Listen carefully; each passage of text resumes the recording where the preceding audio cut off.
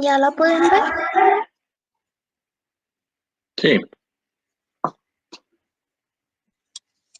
Buenos días, nosotros somos Fernando Llamas e Isaac Torres y vamos a hablarles sobre diabetes mellitus tipo 1, la autoinmune y también un poco del uso de insulina.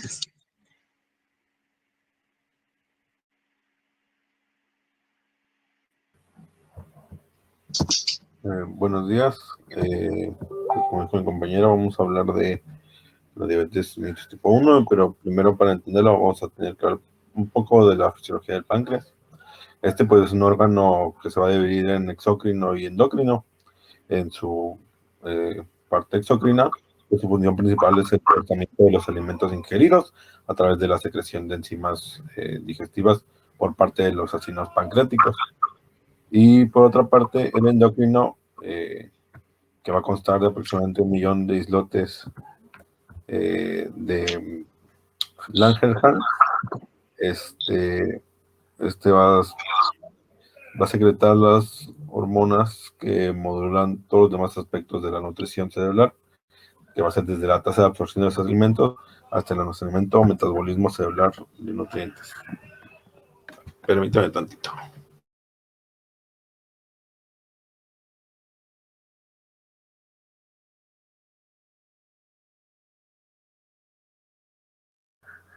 Disculpen. Entonces lo que nos vamos a centrar un poco es en el páncreas endocrino, el cual, pues como ya dijimos, va a estar compuesto por cerca de 1 millón de pequeñas glándulas endócrinas que van a ser conocidas como los islotes de Langerhans. Estos pues van a estar dispersos a lo largo de la sustancia glandular del páncreas endocrino. Y como podemos ver en la imagen histológica, el en medio es el islote de Langerhans y todo lo alrededor pues van a ser la sustancia glandular del páncreas endocrino. Entonces esto es lo que nos va a interesar, los islotes, ya que pues dentro de esto se han identificado al menos 5 tipos celulares. Cada uno de estos tipos va a producir una hormona peptídica distinta: glucagón, insulina, somatostatina, grelina y el polipéptido pancreático. Aquí en esta tabla se muestran los tipos celulares que se han encontrado, el porcentaje que se encuentra en cada islote y los productos que se secretan. Esto es lo que nos va a interesar en la clase, debido a que su disfunción o una respuesta anormal del tejido blando de sus hormonas va a provocar importantes síndromes clínicos que se engloban en la patología que es la diabetes mellitus. Okay, entonces, pasando a la definición de la enfermedad, primero, pues de la izquierda tenemos lo que es la diabetes mellitus, que es un síndrome de alteraciones metabólicas con hiperglucemia inapropiada, que va a producir una deficiencia absoluta relativa de la insulina. También es posible que exista un defecto en la acción de la insulina. Esto va a ser pues una resistencia, ¿no? Y el diabetes mellitus tipo 1 como tal va a ser un trastorno catabólico en el que hay una virtual ausencia de la insulina circulante, una elevación del glucagón pancreático, y en el que las células beta no responden ante ninguno de los estímulos insulinógenos conocidos.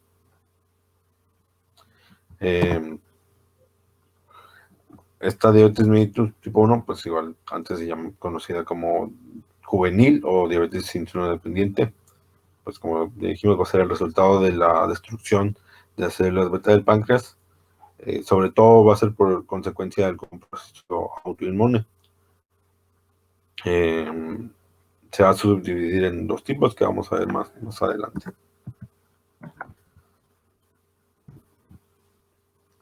Pasando un poco a la epidemiología mundial, tenemos que va a representar el 5 al 10% de todos los casos de diabetes mellitus. Se va a subdividir en tipo 1A y tipo 1B. La diabetes mellitus tipo 1A va a ser la que es por inmunidad positiva, que va a representar el 95% de los casos de la diabetes mellitus tipo 1. Y la tipo 1B representa el 5%, que va a ser por causas idiopáticas. Se tiene que el pico de incidencia es antes de la edad escolar y alrededor de la pubertad, aunque se puede presentar a cualquier edad. Y como dato, en Estados Unidos, o sea, hay un promedio de 16 por cada 100,000, que pues es ahí, ¿no? Puede variar. Está lindo que en diferentes, depende del país de Europa, igual varía. No en todas partes es igual. Y pasando un poco más específico, pues la epidemiología en México en la diabetes mellitus tipo 1 va a representar solamente el 1% de los casos de diabetes. Aquí en esta gráfica se muestra cómo en los últimos años la diabetes tipo 1 ha representado una disminución del número de casos. Vemos que en el 2014 se reportaron un total de 3.728 casos en México, mientras que en el 2018 bajó a 3.279.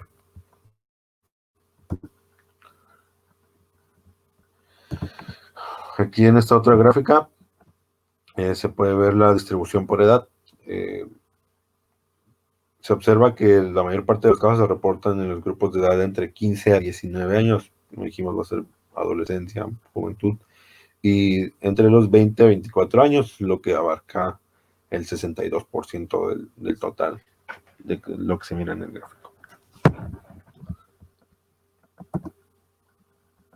Ahora pasando un poco a la etiología y patogenia, vamos a tener pues que es una causa multifactorial, pero como ya dijimos, la tipo 1A, que es la más importante, va a estar requerida por la autoinmunidad. Pero dentro de ellos también vamos a tener factores genéticos, factores ambientales y la autoinmunidad. Vamos a ir hablando poco a poco de ellos. Entonces, primero tenemos a los factores genéticos. Vamos a tener que hay una relación entre familiares directos. Los hijos de una madre con diabetes tipo 1 van a tener un riesgo de hasta el 3%. Por otra parte, el riesgo para los hijos de un padre que tenga diabetes tipo 1 va a ser del 6%. En relación con los hermanos, este va a depender de los individuos afectados con sus hermanos, el número de haplotipos del antígeno leucocitario humano que se comparten entre ellos. Es decir, si se comparte un haplotipo, el riesgo va a ser del 6%. Y si se comparten dos, va a subir el riesgo hasta el 12 al 25%. Y por otra parte tenemos a los hermanos monocigóticos. Pues van a tener una relación de hasta el 25 al 50%. En esto, pues si se fijan, nos hablaría de que si fuera 100% genético, la relación sería mucho más grande, sería hasta el 100%. Si un hermano tiene diabetes tipo 1, si fuera 100% genético, el otro también lo tendría. Sin embargo, pues como hay distintos factores, igual de importantes como los unos ambientales, pues aquí se ve reflejado como no todos los casos de hermanos monocigóticos van a tener la misma enfermedad. Continuando con la genética, el lugar genético asociado a susceptibilidad para el desarrollo de diabetes mellitus tipo 1 va a ser disculpen, va a ser el locus del complejo mayor de histocompatibilidad del brazo corto del cromosoma 6. Principalmente va a ser los genes que codifican la molécula del HLA de la clase 2, que son el DQ y el DR. Estos van a explicar al menos la mitad de la agregación familiar en los casos de diabetes mellitus tipo 1. Pero, ¿cómo esto va a afectar o va a provocar la diabetes mellitus? No se sabe a ciencia cierta, pero se cree que como las células profesionales presentadoras de antígeno, que van a ser las células dendríticas, macrófagos, linfocitos B, utilizan estas moléculas de clase 2 sobre sus superficies para presentar los antígenos peptídicos a los linfocitos a través del receptor de la célula T. Los linfocitos T activados por las células presentadoras de antígeno van a llevar a cabo la destrucción de las células beta que conducen a la diabetes tipo 1. Se cree que, se considera que en los pacientes afectados las variaciones de la secuencia de aminoácidos de las moléculas de HLA clase 2 puede que sea lo que les da capacidad de presentar autopéptidos en los linfocitos. Bueno, continuando. Se ha demostrado además que hay una relación entre la diabetes tipo 1 y el cromosoma 11. Estudios del locus polimorfo del DNA que flanquea la región 5 del gen de insulina en el cromosoma 11 revelaron una conexión pequeña, pero aún así significativa, entre la diabetes y este locus en una población caucásica con diabetes tipo 1. Este locus va a flaquear al gen de insulina en el cromosoma 11, que colabora cerca del 10% de los casos de diabetes tipo 1. Como ya vemos aquí en la derecha se ve la imagen del cromosoma 11 y las diversas enfermedades que puede causar. Una de ellas, pues, ahí se mira la diabetes. Ahora, como ya mencioné antes, no es 100% por factores genéticos. Algo que es igual de importante van a ser los factores ambientales. Aunque no se han señalado muchos, pero no se ha podido concluir exactamente ninguno de ellos cómo es que afecta. Entre ellos se encuentran las infecciones víricas.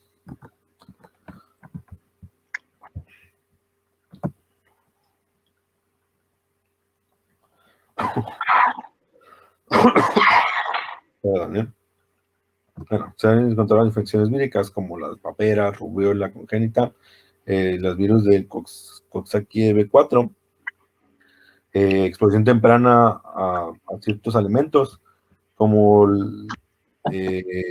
a la cerealbúmina de la leche de vaca, o una introducción en la dieta de cereales antes del tercer mes de vida, o exposición a nitratos contenidos en el agua.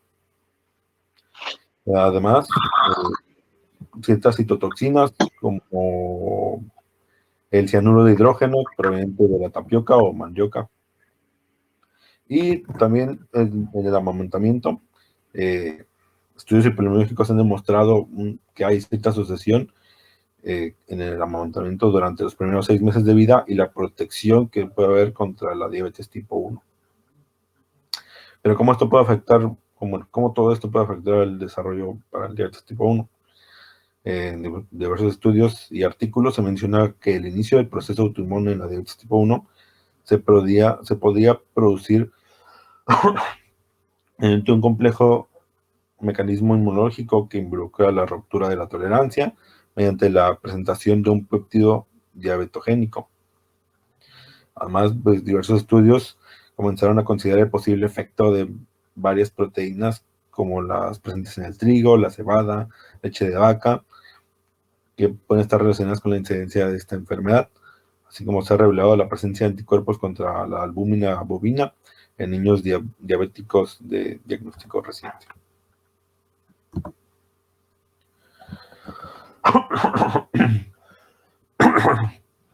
Permítame tantito. Disculpen, no me siento muy bien de la garganta. Continuando con la inmunidad, la activación de la inmunidad.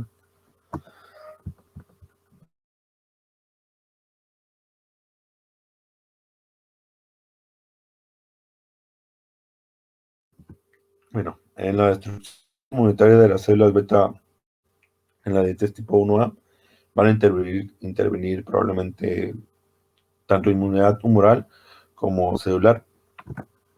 Aquí, pues en la tabla vemos los anticuerpos que se han encontrado al momento del diagnóstico de esta patología. Al momento del diagnóstico, la mayoría de los pacientes que padecen la diabetes tipo 1 tienen anticuerpos circulantes frente a las proteínas de las células beta, que van a ser los anticuerpos antiislotes, los anticuerpos antiinsulínicos y anticuerpos contra la descarboxilasa del ácido glutámico y contra tirosina fosfatasa, además de contra el transportador del SIN8. Sin embargo, después del diagnóstico es común que las concentraciones de anticuerpos disminuyan con el aumento de la duración de la enfermedad. También una vez que estos pacientes reciben tratamiento con insulina, exhiben niveles bajos del anticuerpo antiinsulínico. La determinación de los anticuerpos en el plasma va a permitir identificar a individuos con riesgo de diabetes mellitus tipo 1 entre las familias, pero no existe un tratamiento para prevenir su desarrollo. El hecho de no haber expresado alguno de ellos no va a concluir en que la persona no excluye a la persona a desarrollar la enfermedad. Puede aparecer más adelante que no es presente, ¿no?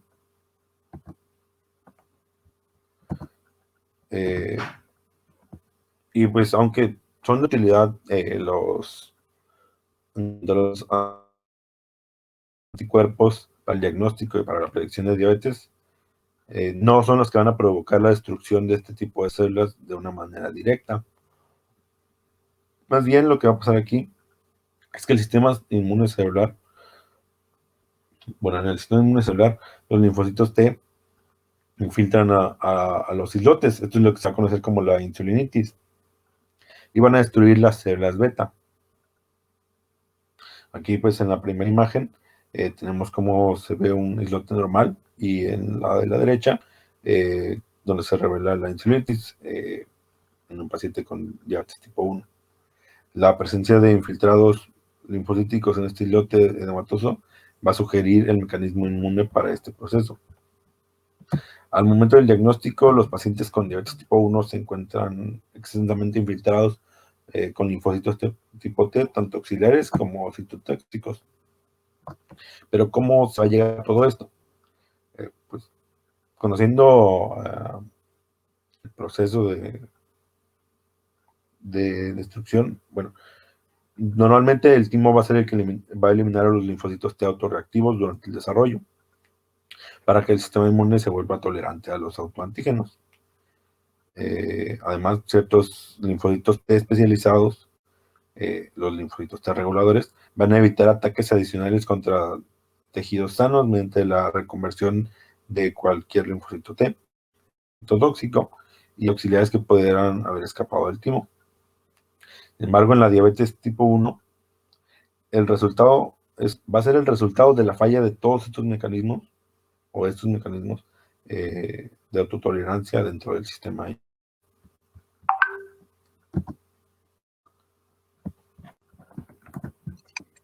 Ahora, pasando a las manifestaciones clínicas, la diabetes mellitus tipo 1 en los pacientes suele iniciar antes de los 30 años, aunque esto no va a ser exclusivo, como ya lo dijo Isaac. También los pacientes suelen ser delgados o tener un peso normal y frecuentemente van a debutar como una cetoacidosis diabética, pero eso lo vamos a ver en otro tema. El inicio brusco de los síntomas va a ser atribuibles a la hiperglucemia. Y la gravedad de la deficiencia de insulina que tenga el paciente y también la agudeza con la que se desarrolle, pues va a determinar la intensidad de los síntomas. Primero tenemos a la poliuria. Esta es provocada ya que pues va a haber la hiperglucemia sostenida. Esta normalmente va a aumentar por encima de los 180 miligramos sobre decilitro, superando el umbral renal. Y esto hace que haya pérdida de glucosa por la orina, además de agua libre y electrolitos. Eso se llama diuresis osmótica. En los niños pequeños la podemos observar como incontinencia urinaria nocturna y pues esto indicaría el inicio de diabetes. También hay polidipsia. Este aumento de sed es la consecuencia del estado hiperosmolar, también como lo es la visión borrosa, que suele presentarse a medida que los cristalinos y la retina de los ojos se expone a líquidos hiperosmolares. Otro síntoma es la pérdida de peso. Esta va a estar presente a pesar de que el apetito esté normal o aumentado. De forma inicial, se va a deber a que se agotan las reservas de agua, de glucógeno y triglicéridos. Y cuando es crónica, se atribuye más que nada a la reducción de la masa muscular ya que los aminoácidos se van a estar dividiendo para formar glucosa y cuerpos cetónicos. También puede haber debilidad que contribuye a que hay pérdida de potasio corporal, así como hay catabolismo de proteínas musculares. Puede haber parestesias al momento del diagnóstico y esto sugiere que hay disfunción temporal de los nervios sensoriales periféricos debido a la neurotoxicidad de la hiperglucemia. Esto normalmente cuando suele desaparecer a medida que se instaura el tratamiento con insulina y cuando la glucosa alcanza niveles más o menos normales. Y como ya dije, también va a haber polifagia. En niños pueden manifestarse, además de incontinencia urinaria, como irritabilidad, candidiasis vaginal y disminución del rendimiento escolar, así como también con infecciones recurrentes en la piel. Pasando a los signos, por ejemplo, el nivel de conciencia va a variar dependiendo del grado de la hiperosmolaridad. Cuando la deficiencia de insulina evoluciona de forma lenta y además la ingesta de agua es suficiente como para permitir que la excreción renal, de glucosa, los pacientes suelen permanecer alerta y los hallazgos físicos suelen ser mínimos. Esto es porque pues se encuentra un balance en la dilución y concentración extracelular de cloruro de sodio. Y cuando empeora el estado cetoacidótico del paciente, va a aparecer vómito. Esto provoca deshidratación, se pierden estos mecanismos compensatorios para mantener la osmolalidad plasmática y aquí el paciente ya puede presentar desde estupor o incluso llegar al coma. También puede haber hipotensión postural, pero esto ya indica hipovolemia y es un signo de pronóstico grave. Y mencionado el libro que podría haber hipertrofia hepática, xantomas en la superficie flexora de las extremidades y glúteos, o también otra que se llama lipemia retiniana. Y estos suceden cuando con una insuficiencia insulínica crónica y son indicadores de que hay quilomicronemia. Normalmente aquí los triglicéridos estarán mayores a 2.000 miligramos por decilitro. Bueno, antes de decir los criterios diagnósticos, la bibliografía mencionaba que si el paciente debuta como cetoacidosis diabética o como una descompensación hiperglucémica hiperosmolar, temas que, como ya dije, vamos a ver después, el diagnóstico es cierto y no precisa de confirmación analítica. Ahora, el paso inicial para diagnosticar diabetes, el paso inicial es diagnosticar diabetes, así nada más. Los criterios son pues una glucosa plasmática en ayunas mayor o igual a 126 miligramos por decilitro en más de una ocasión, y el ayuno es definido como la ausencia de ingesta calórica durante al menos 8 horas. Otro sería la glucosa plasmática mayor o igual a 200 miligramos sobre decilitro, medida 2 horas después de una carga de glucosa de 1.75 gramos por kilogramos, teniendo una dosis máxima de 75 gramos en una prueba de tolerancia oral a la glucosa. Aquí la mayoría de los niños y adolescentes presentan síntomas y tienen concentraciones de glucosa muy por encima de los 200 miligramos, por lo tanto es raro cuando es necesaria esta prueba de tolerancia a la glucosa. Y otro criterio es la glucosa plasmática venosa aleatoria mayor a 200 miligramos en un paciente con síntomas clásicos de hiperglucemia, que son los que vimos en la diapositiva anterior. Y la ADA agrega otro criterio, que sería una hemoglobina glucosilada mayor al 6.5%, pero mencionaba que es un criterio más útil para el diagnóstico de diabetes mellitus tipo 2, y pues debe confirmarse con la hiperglucemia también, por eso no lo puse aquí. También el libro mencionaba medir glucosa en orina, pero también otras bibliografías decían que esto no es diagnóstico porque porque, por ejemplo, hay pacientes que tienen glucosuria renal, estas tienen un síndrome que se llama síndrome de Fanconi, y lo diferente es que las concentraciones de glucosa plasmática son normales, entonces medir solamente glucosa en orina nos podrá confundir.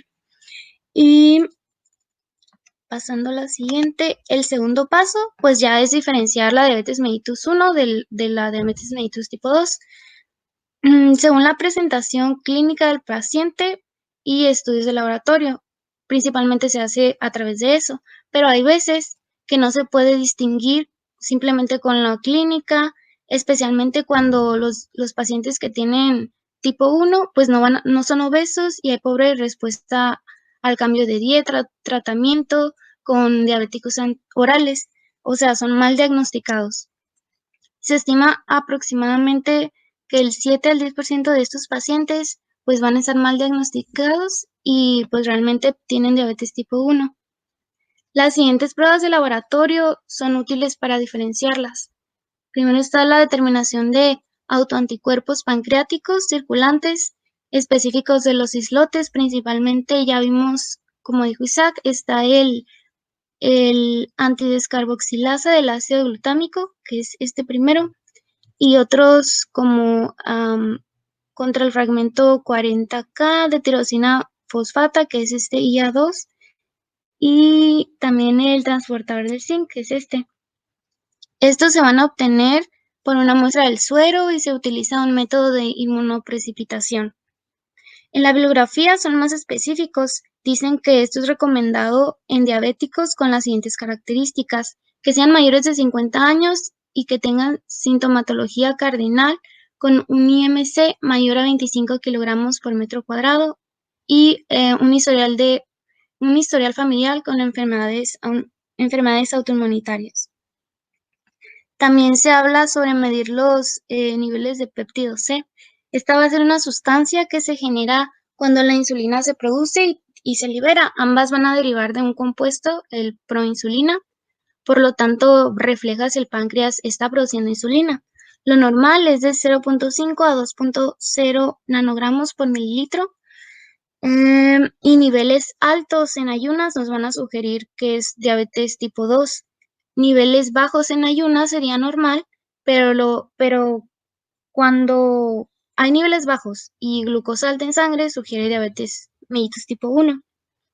Hay que tener cuidado también aquí porque si el paciente está pasando por una enfermedad aguda, estos niveles también pueden verse suprimidos al momento que inicia esta enfermedad. Por eso se recomienda evaluar cuando el paciente se haya recuperado. Algo importante de mencionar también sería que los pacientes que tienen características clínicas de diabetes mellitus tipo 1, pero no tienen presencia de autoanticuerpos, se clasifican como diabetes mellitus tipo 1B. No sé si recuerdan lo que había dicho Isaac. Pasando al diagnóstico diferencial, tenemos que se pueden dividir por otras causas de hiperglucemia o otras causas de diabetes. En la primera, pues, puede ser en pacientes que están críticamente enfermos, como los pacientes que están con un shock séptico. A menudo, pues, tienen anormalidades en el control de la glucemia, que puede ser desde hipo o hiperglucemia.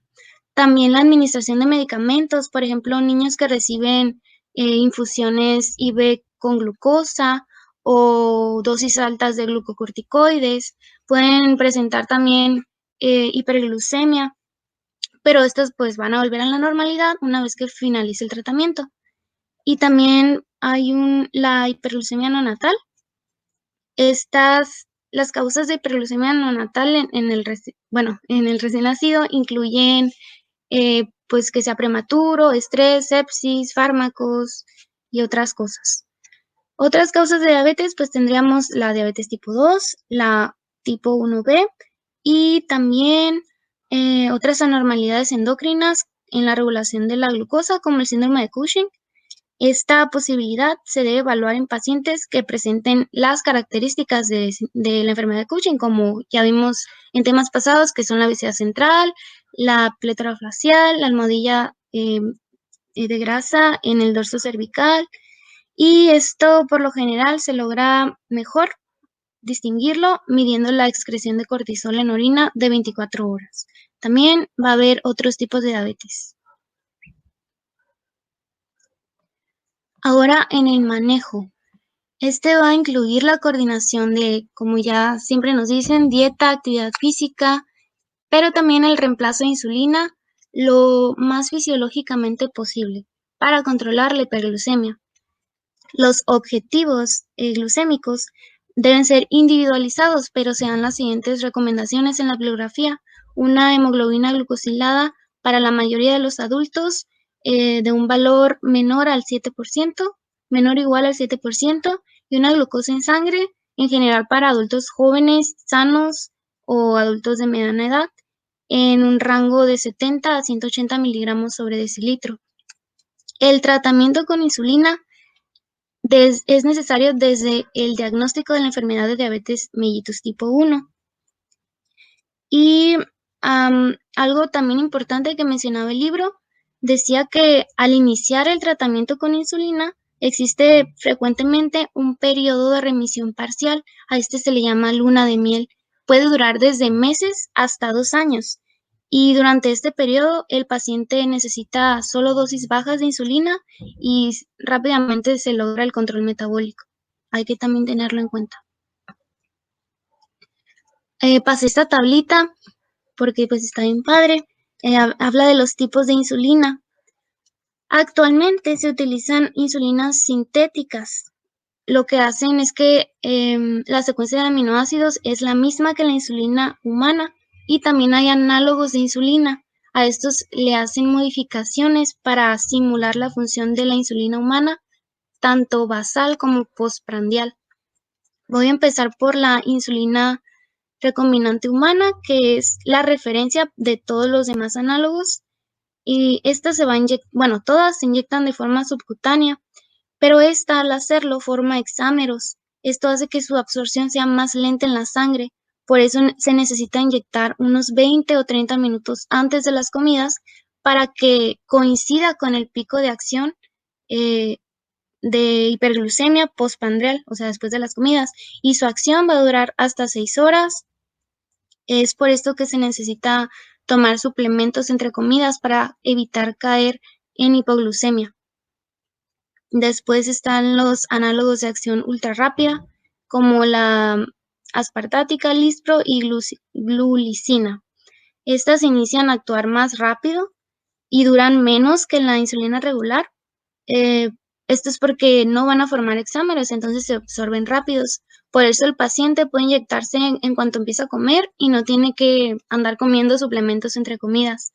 La bibliografía menciona que este tipo de insulina reduce la incidencia de hipoglucemia en pacientes con esta enfermedad. Después están los análogos de acción prolongada, como la glargina y detemir. Estos se inyectan 1 o 2 veces al día. Esto va a depender del paciente. Son de liberación retardada. La concentración de insulina se mantiene estable por 24 horas. Esta, pues casi no, pero a veces sí. Se usa tanto en diabetes 1 como 2 y pues se consideran insulinas basales. En cuanto a eficacia, son parecidas a esta que está acá, la NPH, la cual es de acción intermedia y puede durar hasta 12 horas. Las zonas del cuerpo donde se puede inyectar el paciente son abdomen, muslos, brazos y glúteos, pero se absorbe con más rapidez en las regiones superiores, como el área deltoidea y el abdomen. Ahora pasando al tratamiento más específico, para las personas con diabetes tipo 1, el objetivo de la terapia con insulina es proporcionar, como ya lo dije, un perfil fisiológico. Esto va a ser mediante 2 pasos, una insulina basal y una insulina de acción rápida o ultra rápida. La administración de la insulina basal, pues es 1 o 2 veces al día.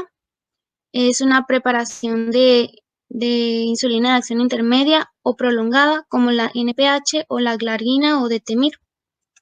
Y esto a esto se le va a añadir bolos a la hora de las comidas. de una insulina de acción rápida o de acción corta, que podría ser la regular, la lispro. Regular es la recombinante humana, la lispro, la aspartática o la glulicina. Este paso se utiliza para controlar, como ya había dicho, el pico de la glucemia postprandial. Y juntando estas dos indicaciones, se supone que mantiene mejor una insulinemia basal. En la imagen podemos ver, pues, esto que puse aquí. Está, por ejemplo, la glargina o detemir. La detemir, pues, se pone 2 veces al día y la glargina una vez o también puede ser 2 veces, dependiendo del paciente. Y, pues, se suele poner por la noche. Y aquí están las de acción rápida, ultra rápida, como la lispro, aspartática o glulicina, que se administra, pues, con la comida del desayuno, almuerzo y cena. En la diabetes tipo 1 es muy importante el automonitoreo para, pues, para saber las concentraciones de glucosa en sangre y determinar así un ajuste de la dosis de insulina, así como la modulación de la ingesta de alimentos y de ejercicio. Este cuadro nos señala algunos regímenes que pudieran ser apropiados para una persona de 70 kilogramos con diabetes tipo 1 que se alimenta, pues, con comidas de ingesta de carbohidratos estándar y bajo en grasas. Por lo general, como ya mencioné, la insulina glargina se da una vez por la noche para así proporcionar 24 horas de protección. Esta insulina no debe mezclarse con ninguna de las otras insulinas, a diferencia de la NPH, que sí puede mezclarse, o sea, en una misma inyección. Hay pacientes en quienes la insulina glargina no parece durar 24 horas y en estos casos será necesario administrarla 2 veces al día, pero como ya les he repetido, pues es que esto depende de cada paciente, el tratamiento debe ser individualizado. Las dosis de los análogos de insulina de acción rápida se pueden aumentar en 1 o 2 unidades si se ingieren carbohidratos adicionales, que serían carbohidratos entre 15 o 30 gramos, o si la glucosa en sangre es mayor a 170, por eso también es importante el automonitoreo. Y pues mencionaba la bibliografía que si este régimen intensivo falla, esto quiere decir que la hemoglobina glicosilada es mayor a 7.5, se sugiere otro tratamiento como las bombas de insulina. Y aquí están más o menos las unidades. Y sería todo por nuestra parte.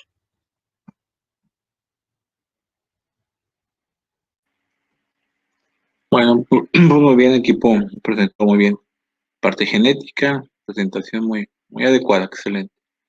Me informan que el segundo grupo tuvo problemas, entonces vamos a ver la clase por vista, el problema, y ya nos veríamos el martes con mi grupo por nuestra historia clínica de diabético. ¿Tienen dudas, preguntas? Doctor, ¿cómo es la bomba de insulina? Dependerá, eso se maneja nada más en terapia. Y se maneja, bueno, diabéticos tipo 1, de resistencia a la insulina, pones infusión continua, porque a veces, como hay casos en los diabéticos tipo 1 que el debut casi siempre es por un cuadro de infección, y a veces para dar al uso de antibióticos, el efecto del antibiótico son 72 horas, entonces tienes que poner al paciente en terapia, darle medicamentos de antibióticos y para como una dosis normal debe ser hasta una unidad equivale a 10 miligramos de glucosa. Pones unidades de insulina, que es un frasquito en 100 mililitros, y ahí diluyes un mililitro por unidad. Y entonces ahí dependerá cómo quieras manejar el estándar, como decían los compañeros, de 150 a 170 por hora de glucosa. Entonces, si el paciente tiene, por ejemplo, 300, tú le pones infusión de 5 mililitros por hora, son 50 unidades. Entonces, en 3 horas, tu paciente de 300 que tiene llega a presentar 150. Y le dejas esa infusión, pero igual, al dejar la infusión a la cuarta hora, le va a bajar a 100. Entonces, tienes que estar checándolo por si en terapia cada hora del paciente, porque si lo dejas a 6 horas, el paciente tiene 0. Entonces, Es más problemático cuando vemos hipoglucemia, que a veces es irreversible daño neurológico por exceso de insulina y el paciente tiene fallas neurológicas irreversibles, aunque después le pongas infusiones de dextrosa 50 y demás. Entonces, mucho ojo, la bomba de infusión es continua y es para cuando tengas el límite aceptable de 150 a 170 parar, esperas una hora y si vuelve a subir, vuelves a meter la infusión. Si a la hora no sube a 150, pues realmente el paciente se va a quedar con dosis a ese nivel. Se retira y ya le puedes, como dice la compañía, dejar insulina de depósito para cuando empiece a comer, hidratarlo, porque la hidratación es importante en los diabéticos tipo 1. Cuando rompes la cetoacidosis, el paciente, vamos a ver en cetoacidosis, ya puede comer, tolera alimentos, come y ahí cuando come ya le ajusta la dosis que le va a tocar por requerimientos de peso. Pero eso lo veremos después. Pero así se maneja la bomba de infusión. Ok, gracias.